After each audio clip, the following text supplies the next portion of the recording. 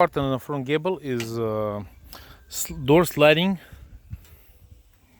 guide.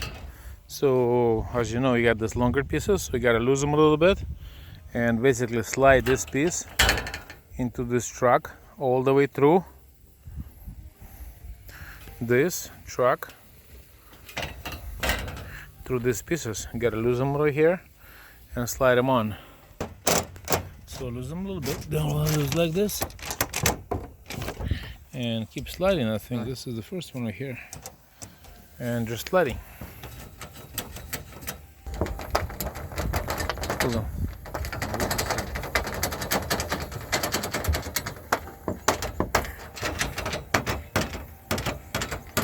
So we ends up to take the bolts out and slide them all the way into this truck. Become a lot faster this way. You just have to align it. Where, no, more. So we just have to align it where they are.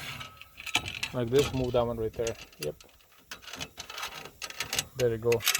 Just align them with the middle and sort them back in and screw them in from behind.